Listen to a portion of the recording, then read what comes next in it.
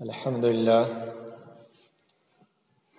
لله نحمده ونستعينه ونستغفره ونؤمن به ونتوكل عليه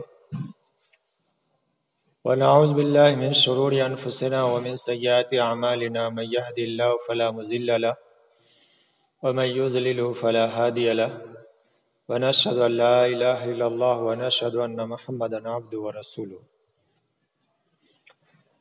أعوذ بالله من الشيطان الرجيم. بسم الله الرحمن الرحيم. يا أيها الذين آمنوا كتب عليكم الصيام كما كتب على الذين من قبلكم لعلكم تتقون. وقال حبيبنا كريمنا شفيعنا صلى الله تعالى عليه وسلم: من صام رمضان إيمانا واحتسابا غفر له ما تقدم من ذنبه ومن قام رمضان إيمانا واحتسابا غفر له ما تقدم من ذنبه أو كما قال عليه الصلاة والسلام. محترم رفقا اور دوستو، اللہ کا بہت بڑا احسان و کرم ہے کہ وہ ہمیں موقع فراہم کرتا ہے تاکہ اس موقع سے فائدہ اٹھا کر ہم اپنے اجر و ثواب میں اضافہ کر سکیں. یہ استقبال رمضان کے لیے جو ہم یہاں بیٹھے ہیں،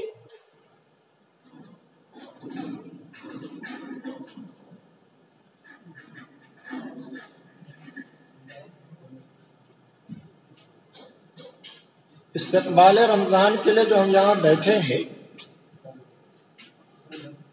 یہ سنت ہے. اور دنیا کا دستور یہ ہے کہ جب کوئی بڑا مہمان آنے والا ہوتا ہے، کوئی بڑی ہستی آنے والی ہوتی ہے، تو اس کا استقبال بھی اتنے اہتمام سے کیا جاتا ہے. اس کے لیے گھر کے انتظامات بھی اتنے ہی کیے جاتے ہیں. رمضان المبارک چونکہ ایک بڑی اہم اور بڑا ثواب کا ذریعہ ہے، اس لیے اس کا اہتمام بھی ہمیں اتنا ہی کرنا چاہیے. اور اسی اہتمام کی وجہ سے آج کی یہ مجلس استقبال رمضان کے نام پہ منعقد کی گئی. بڑی بابرکت مجلس ہے یہ. اللہ کے رسول صلی اللہ علیہ وسلم رمضان آنے سے پہلے بڑے اہتمام کے ساتھ رمضان کی تیاریاں کیا کرتے تھے، اور پورے طور سے تیار رہتے تھے کہ رمضان ہمارے سامنے آ رہا ہے، کس طرح رمضان سے فائدہ اٹھایا جائے، کس طرح رمضان کی راتوں سے فائدہ اٹھایا جائے، کس طرح صحابہ کرام رمضان سے فائدہ اٹھائے. اس لیے اللہ کے رسول خود بھی بہت محنت کرتے تھے، صحابہ کرام کو بھی جانب راغب کرتے تھے، اور پوری تیاری چلتی تھی. ہماری تیاری الگ قسم کی چلتی ہے. رمضان سے پہلے ہمارے معاشرے میں، ہمارے محلے میں جو تیاری ہوتی ہے، وہ کھانے پینے کو لے کر تیاری ہوتی ہے کہ رمضان آ رہا ہے، کیا کیا کھانا بنانا ہے، کون کون سی ڈش تیار کرنی ہے، کوئی ایک بھی چیز باقی نہ رہ جائے. وہ پوری لسٹ تیار ہوتی ہے، اور 10 دن 15 دن پہلے سے پوری تیاری چلتی رہتی ہے کہ رمضان آ رہا ہے اور اس کی تیاری کرنی. اللہ کے رسول عبادت کے تعلق سے تیاری کرتے تھے، پورے طور سے تیار رہتے تھے کہ رمضان کا مہینہ آ رہا ہے اور اس سے بھرپور فائدہ اٹھانا ہے. صحابہ کرام کو اللہ کے رسول صلی اللہ علیہ وسلم نے ایک دفعہ جمع کیا اور کہا کہ دیکھو، ایک مہینہ آ رہا ہے جو بہت ہی اہم مہینہ ہے. اس مہینے میں اللہ تبارک و تعالیٰ نے روزے فرض کیے. اس مہینے میں اللہ تبارک و تعالیٰ نے قرآن کریم جیسی کتاب کو نازل کیا. وہ مہینہ ایسا ہے جس کا پہلا عشرہ رحمت کا ہے، دوسرا مغفرت کا ہے، اور تیسرا عشرہ جہنم سے چھٹکارے کا ہے. وہ مہینہ ایسا ہے جس میں مومن کا رزق بڑھا دیا جاتا ہے. وہ مہینہ شہر مواسات ہے، غمخواری اور غمگساری کا مہینہ ہے. وہ مہینہ ایسا ہے جس میں اللہ تعالیٰ جنت کو سنوارتا ہے، جنت کے دروازے کھولتا ہے۔ وہ مہینہ ایسا ہے جس میں اللہ تعالیٰ جہنم کے دروازوں کو بند کروا دیتا ہے۔ وہ مہینہ ایسا ہے جس میں اللہ تعالیٰ شیاطین کو قید کروا دیتا ہے۔ یہ ساری فضیلتیں اللہ کے رسول صلی اللہ علیہ وسلم صحابہ کرام کے سامنے بیان کرتے تھے، ان کو سمجھاتے تھے، تاکہ صحابہ کے اندر وہ جوش اور جذبہ، وہ دلچسپی پیدا ہو، اور جب انسان کو کسی چیز کی اہمیت پتہ چل جائے، کسی چیز کے بارے میں اس کے فائدے معلوم ہو جائے، تو پھر وہ پورے تن من دھن کے ساتھ اس کا استقبال کرتا ہے، اس کی طرف راغب رہنے کی کوشش کرتا ہے۔ اللہ کے رسول صلی اللہ علیہ وسلم نے جو پہلی چیز فرمائی وہ یہ ہے کہ اس مہینے میں اللہ تبارک و تعالیٰ نے روزے فرض کیے۔ ایک تو مہینہ اہم، اور مہینے کی اہمیت کا اندازہ آپ نے ان جملوں سے لگایا کہ اللہ کے رسول نے فرمایا کہ روزے جیسی عبادت کو اللہ نے فرض کیا، قرآن جیسی کتاب کو نازل کیا، اور اس مہینے میں اللہ تعالیٰ اپنے بندے کو بے انتہا معاف بھی کرتا ہے، اس کے رزق میں بھی اضافہ کرتا ہے، اور یہ مہینہ شہر مواسات غمخواری کا بھی مہینہ۔ ساتھ ساتھ روزے فرض کیا اللہ تعالیٰ نے، اور روزے کے بارے میں اللہ کے رسول صلی اللہ علیہ وسلم نے فرمایا کہ قرآن تو اس کا فائدہ بتاتا ہی ہے، لیکن روزہ دار کے منہ سے نکلنے والی بو بھی اللہ کو مشک سے زیادہ پسند کی جائے۔ روزہ داروں کا استقبال اللہ تبارک و تعالیٰ ایک ایسے دروازے سے کرے گا جس کو باب الریان کہا جاتا ہے، اور اللہ کے رسول صلی اللہ علیہ وسلم نے فرمایا من صام رمضان ایمانا و احتسابا غفر له ما تقدم من ذنبه، کہ جس شخص نے ایمان کے ساتھ اور احتساب کے ساتھ رمضان کا روزہ رکھا تو اللہ تعالیٰ اس کے پچھلے سارے گناہوں کو معاف کر دے۔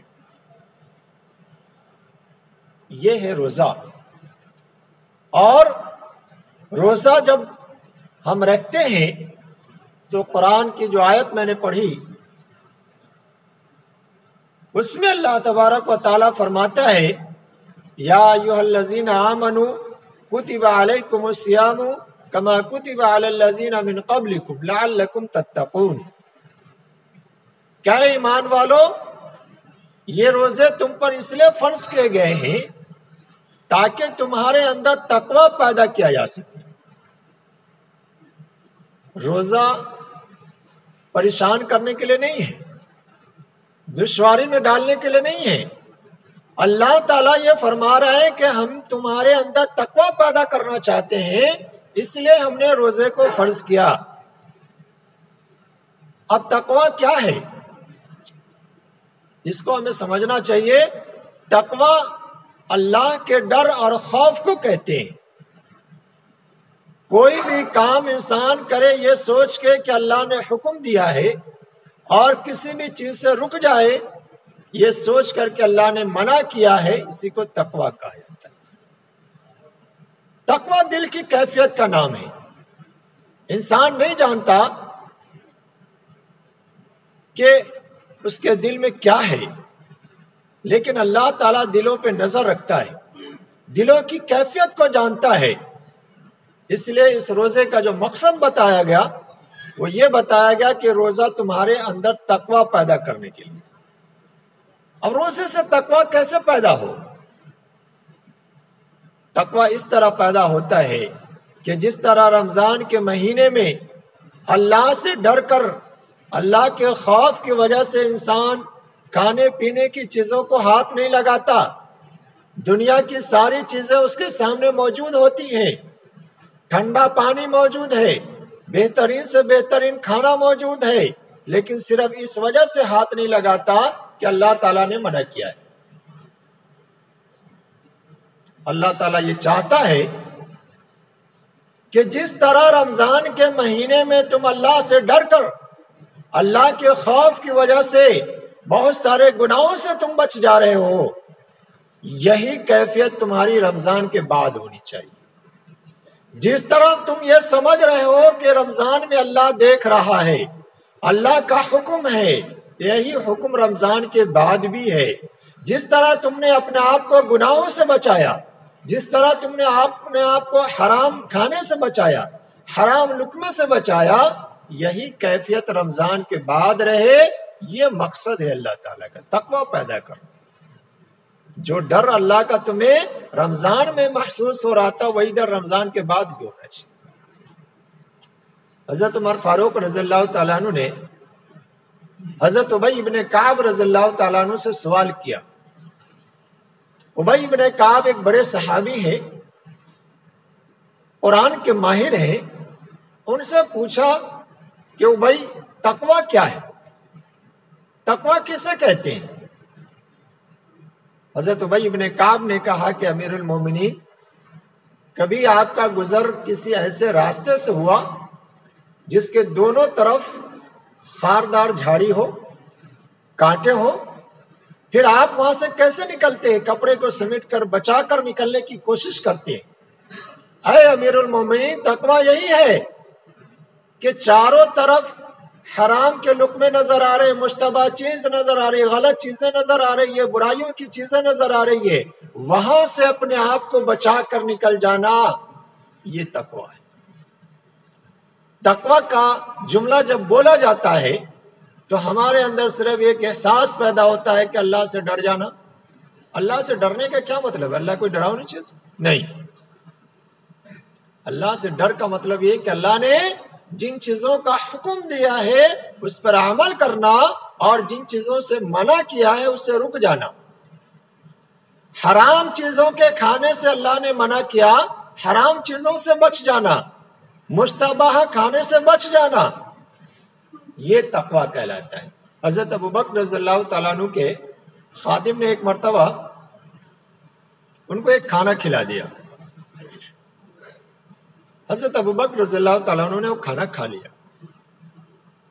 آپ کے نوکر نے پوچھا کہ امیر المومنین، اس سے پہلے جب بھی آپ کھانا کھاتے تھے آپ سوال کرتے تھے یہ کھانا کہاں کا ہے، کیسا کھانا ہے، آج آپ نے پوچھا نہیں. حضرت ابوبکر رضی اللہ تعالیٰ عنہ نے فرمایا کہ بھوک لگی تھی اس لیے میں نے کھا لیا، اب بتاؤ یہ کھانا کیسا تھا. ان کے نوکر نے کہا کہ امیر المومنین، زمانے جاہلیت میں جادو ٹونے کا کام کیا کرتا تھا، جھاڑ پھونک کا کام کیا کرتا تھا، اور ایک شخص کے یہاں اس کا نذرانہ باقی رہ گیا تھا، اسی شخص نے مجھے یہ لا کر دیا ہے، وہی کھانا تھا، غلط کھانا تھا.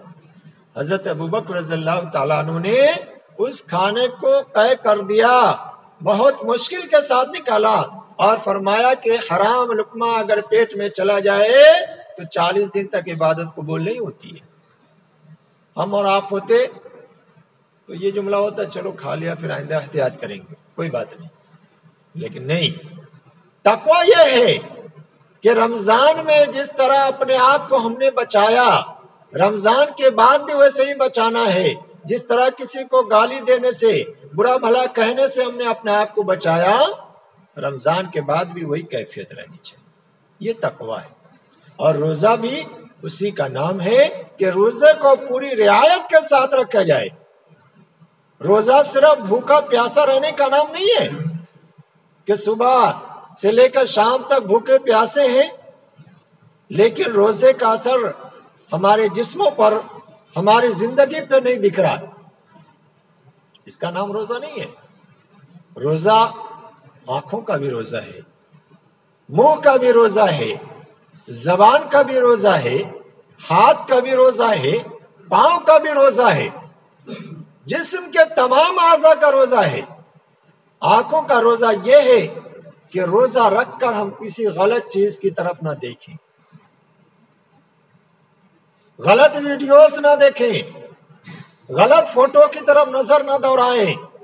جو نگاہ ہماری غلط طرف اٹھ سکتی ہے اسی نگاہ کو ہم قرآن کریم کی تلاوت کی طرف لگائیں.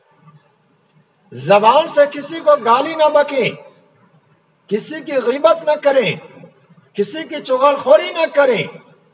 اللہ کے رسول نے فرمایا کہ رمضان میں اگر تم سے کوئی جھگڑا کرے، تمہیں برا بھلا کہے، تو تم کہہ دو بھائی میں روزے سے ہوں۔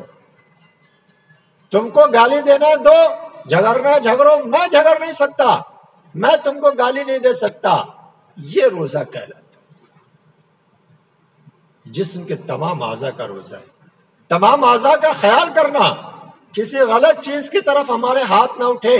دن بھر روزہ تو ہم نے رکھا، کہیں ایسا تو نہیں کہ ہمارے ہاتھ سے کسی کو نقصان پہنچ گیا، یا ہمارے ہاتھ نے جو پیسے کمائے دن بھر میں اس میں کسی کا حق ہم نے مار لیا، کوئی غلط کھانا ہمارے گھر میں آ گیا، غلط رقم ہمارے گھر میں آ گئی، کہیں ایسا تو نہیں؟ اگر ایسا ہوا تو پھر روزے کا کوئی فائدہ نہیں۔ جو مقصد اللہ تعالیٰ نے بتایا وہ مقصد حاصل نہیں ہو سکتا۔ تو روزے کا مقصد اللہ نے فرمایا کہ تقوی پیدا کرنا ہے تمہارے، اور تقوی میں نے بتایا کہ جس طرح اللہ کے احکام پر ہم رمضان میں چلتے ہیں، ساری باتوں کو مانتے ہیں، رمضان کے بعد بھی یہی کیفیت ہمارے اندر پیدا ہو، اسی کو تقوی کہتے ہیں، اور یہی مقصد ہے اللہ تعالیٰ کا۔ دوسری بات، رمضان یہ نزول قرآن کا مہینہ ہے۔ اسی مہینے میں اللہ تعالیٰ نے قرآن کریم کو نازل کیا۔ شہر رمضان الذی انزل فیہ القرآن ھدی للناس وبینات من الھدی والفرقان، کہ رمضان میں ہم نے قرآن کریم کو نازل کیا جو لوگوں کے لیے ہدایت ہے، واضح نشانیاں ہیں۔ جس طرح روزے رکھنا ضروری ہے، اسی طرح قرآن کریم پڑھنا بھی ضروری ہے، قرآن کریم کی تلاوت کرنا بھی ضروری ہے۔ روزے اور قرآن کے اندر بڑی گہری مناسبت ہے، دونوں میں بڑی گہری مناسبت ہے۔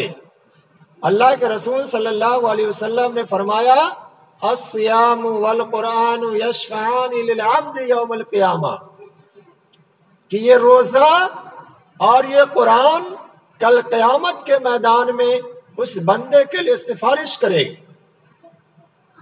قرآن کہے گا اے پروردگار عالم، آپ کا یہ بندہ صرف آپ کے حکموں کی وجہ سے راتوں کو جاگ کر قرآن کریم کی تلاوت کرتا تھا، قرآن کریم کو پڑھتا تھا، سمجھتا تھا، اس پر عمل کرنے کی کوشش کرتا تھا، اور روزہ کہے گا کہ اے پروردگار عالم، یہ آپ کا بندہ صرف آپ کے حکم کی وجہ سے، آپ کے ڈر کی وجہ سے دن بھر بھوکا پیاسا رہتا تھا، ساری ضرورت کی چیزیں اس کے پاس موجود تھی، گرمی کا موسم، ٹھنڈا پانی سامنے موجود ہے، کھانا موجود ہے، اے پروردگار عالم صرف آپ کے ڈر کی وجہ سے یہ بندہ ان چیزوں سے بچا رہتا تھا، اے پروردگار اس کو معاف کر دے۔ تو روزہ بھی سفارش کرے گا اور قرآن بھی سفارش کرے گا۔ لیکن قرآن کریم کے نازل کرنے کا مقصد، اللہ تعالیٰ نے صرف یہ نہیں کہا کہ ہم نے قرآن کو نازل کیا اور پڑھو،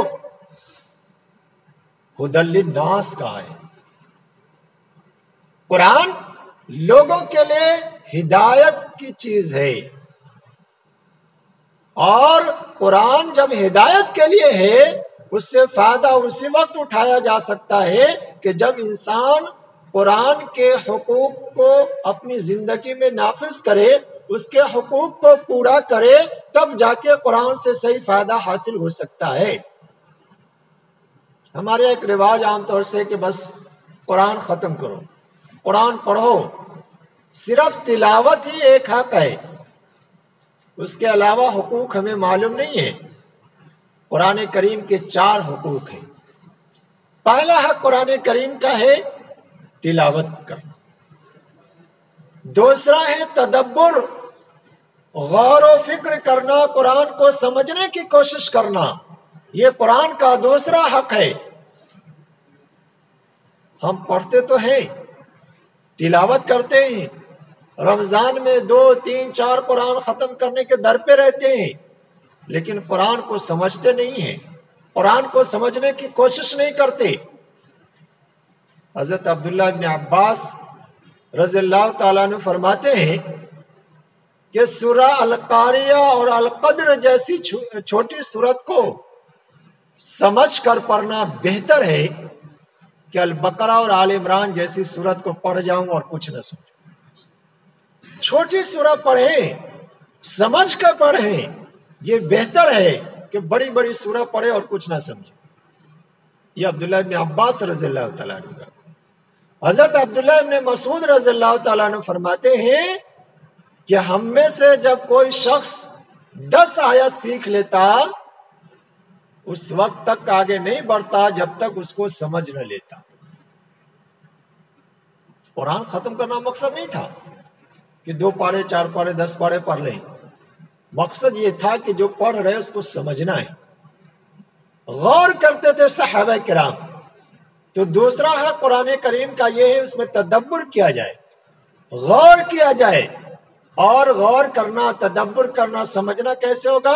ہم اس کو ترجمے کے ساتھ پڑھنے کی کوشش کریں، تفسیر کے ساتھ پڑھنے کی کوشش کریں، اور قرآن کریم کا درس چل رہا ہو تو درس میں بیٹھنے کی کوشش کریں، خلاصہ قرآن کریم سننے کی کوشش کریں، تب جا کے قرآن ہمیں سمجھ میں آئے گا۔ تیسرا حق قرآن کریم کا ہے عمل بالقرآن، قرآن پر عمل کرنا۔ انسان جب قرآن پڑھے گا، سمجھے گا، پھر اس پر عمل کرنے کی کوشش کرتا ہے۔ جب ایک انسان سمجھتا ہی نہیں قرآن کیا کہہ رہا ہے، امام صاحب کیا پڑھ رہے ہیں، کیا پڑھا گیا، پھر وہ عمل کرے گا نہیں۔ صحابہ کرام قرآن کو سمجھتے بھی تھے اور فوراً اس پر عمل کرنے کی کوشش بھی کرتے تھے۔ تحویل قبلہ کا حکم آیا، فوراً صحابہ کرام اپنے قبلے کو تبدیل کر لیا صحابہ نے۔